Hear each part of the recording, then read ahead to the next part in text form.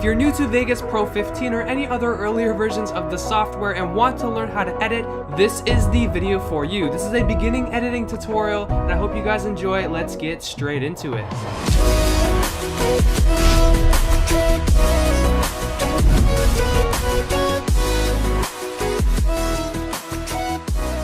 Hey, what's going on guys? It's Delvage, and from my previous video on how to get Sony Vegas Pro 15 is actually doing really well right now, and you guys have requested in the comments section of that video on how to use this program, you know, the basics of editing in Sony Vegas. So I'm going to bring that video to you guys today, a really simple tutorial that should help you get started with this editing software. So the very first thing you need to do when you open up Sony Vegas is go into File and Open, and from here you can choose whatever file you want on your desktop or in your downloads or whatever folder you have, but for the purposes of this video I'm just going to choose my intro here. So I'm going to go and choose that, and I'm going to click open, and it will show up in the project media after we click no to not match the project settings with our video settings here. So we have it on our timeline here at the bottom. This is basically where you're going to be editing the majority of your video stuff. If we zoom in here, we can see that the clip is around 10 seconds long, and we can zoom back out. So if you want to make precise editing, all you have to do is use the scroll wheel and zoom in here if you really want to. Going back over to the top here, we can see that we have a bunch of different panels. We have the project media panel,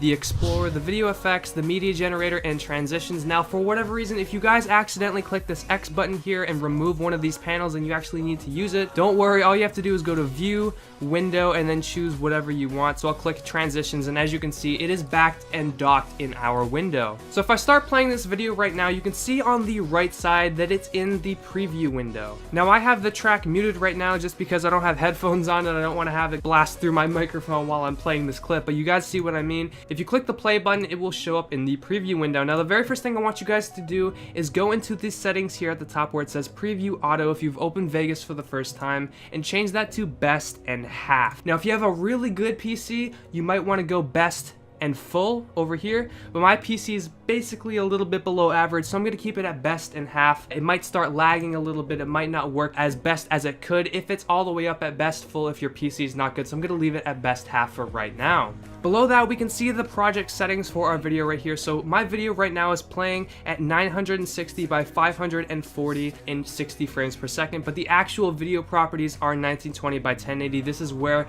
the best half comes into play. If I went to best full, it would show the full resolution in the preview window.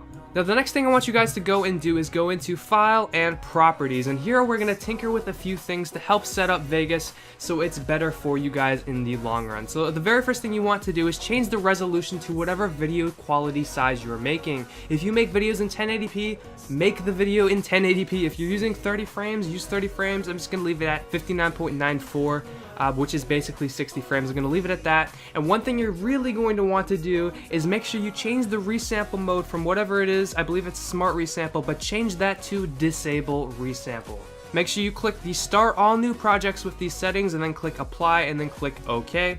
Now going back to the timeline, I know I'm jumping all over the place, but I want to get the beginning stuff out of the way first. So going back to the timeline here at the bottom, we have some sliders. We can slide this to the left to make the opacity go down, and the same thing goes with the audio. If we want to put the volume down in decibels, we can slide it up or down depending on what we want. If we want to create a new layer in our timeline, all we have to do is right click and go to insert video track right here, or alternatively we can go right click and go insert audio track, and it will insert another track. Now if you want to drag a layer below or above another layer, all you have to do is go to the left side and choose the layer that you want to drag, and then just click and drag it anywhere on the timeline. So if we wanted to add this audio layer, or actually video layer, down a little bit, we can add it below everything else, and it's very simple to do that. If you want to delete a layer, all you have to do is press delete, and I'm going to do that for both of the ones that we created. If you want to split something in your clip, all you have to do is go and zoom in to where you want to split it and press S on your keyboard, and it will split it. You can drag the two separate clips however you want on the timeline. If you ever make a mistake in Sony Vegas, don't worry, all you have to do is press Ctrl and Z, and it will redo the mistake that you already did. So I'm just going to press it a few times so we can get back to our original intro clip.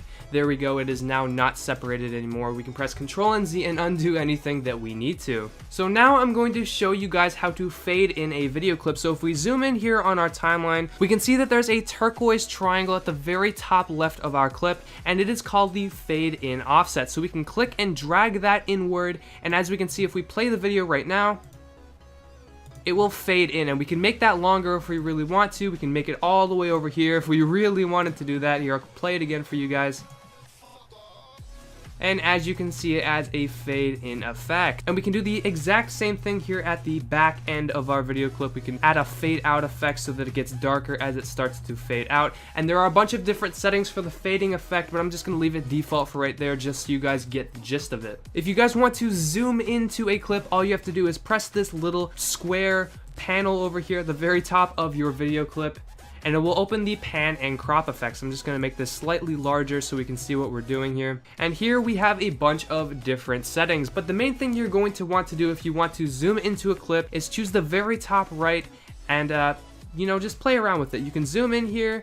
You can make it a little bit larger than it's supposed to be, or again, like I mentioned before, you can zoom in. When you're finished, just click the X button, and as you can see, the clip will be zoomed in for the entire duration. Now, there is a way to get it only zoomed in for certain parts of the clip, but that's more advanced. I'm not going to go into that. If you guys want to see an advanced tutorial on Sony Vegas, let me know in the comment section below, and I can definitely bring that to you guys. If you want to add a transition to the start or end of a video clip, I'm going to show you how to do that right now. So the next thing I'm going to do is go to File and Open, and I'm just going to choose another video clip that I don't know. I'm just going to choose something really random, and I'm just going to choose an image. This is my previous thumbnail from my last video. So for whatever reason, if you wanted to add a transition between these two clips here, as we can see, it ends and it automatically starts at the new clip. All you have to do is go into the transitions tab over here on the left side and choose a transition that you like. Now I'm just going to click zoom just because, and I'm going to click and I'm going to drag it into the middle of these two clips, and it should apply the effect. After that, I'm going to zoom in so we can see the actual transition in effect, and I'm going to make it larger here.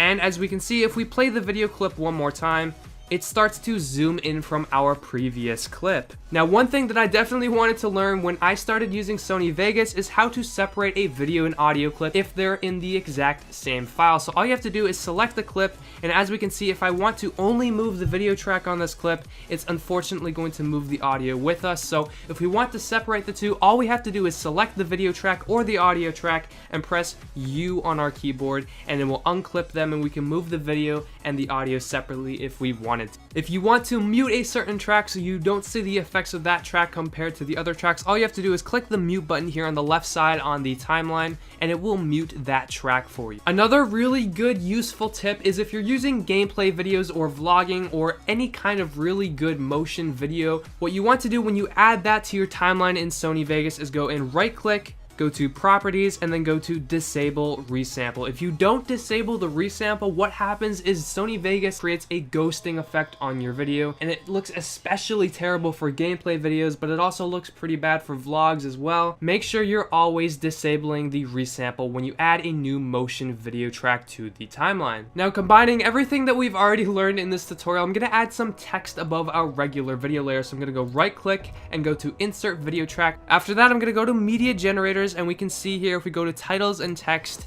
we can select some text, some sample text over here, and we can drag it onto our timeline over here. Once the text is on our timeline, we can choose the select text tool here at the top, the generated media, and we can edit the text that we already put onto our layer. From here, we can change the text to whatever we want. So for my example, I'm just going to put tutorial. We can change the font if we select it and change the font to whatever font you have installed on your computer. You can change it to bold. You can add an italicized effect. Scrolling down, we can add an outline if we really wanted to, and we can also change the color of this to match what we want exactly. And of course, we can add a drop shadow to the text as well if we so wanted to. Now I'm going to show you guys how to properly render your video. So when you have everything ready, I'm going to double click at the bottom to select all of the layers. And if we only want to render a certain bit, all we have to do is select these little cues at the top, the loop render region, and just render to whatever we want exactly. But of course, I'm going to render the whole thing. So I'm going to select the entire track that we've created. I'm going to go to File and then Render As. Now, once you have the render settings open on your computer, you want to go to Magix AVC/AAC MP4, and depending on what your video quality is actually at, you're going to want to choose that. So for my instance, my video is rendering at 1080p 60 frames per second, so I'm going to go to Internet HD 1080 59.94 FPS. After that, I'm going to go to Customize Template, and from here we can change a bunch of the settings. Now, if you want to use this template in the future, all you have to do is rename the template. So I'm going to put YouTube Render here at the top, and then I'm going to click Save to save the template for later use. From here, we can change the folder that we want the video to render to. So I'm just gonna click browse and I'm gonna choose the desktop just because it's easy that way. I'm gonna click save. After that, you change the file name to whatever you want the video to be called. So I'm just gonna name it YouTube video and it will save to the desktop. I'm gonna click render, and depending on your PC speed and the size of the video or the length of the video, it's going to take a certain amount of time, but that is basically how you render a video. So I hope you guys enjoyed this video. If you did, make sure to give it a like rating and make sure in the comment section below you leave some more video ideas for me. I hope you guys can make use of this video and learn editing in Sony Vegas. I remember when I first started it was a bit confusing, but I eventually learned a bunch of stuff just by using the program for an extended period of time. So again guys, I hope you enjoyed. My name's Delvage and I'm out. Peace.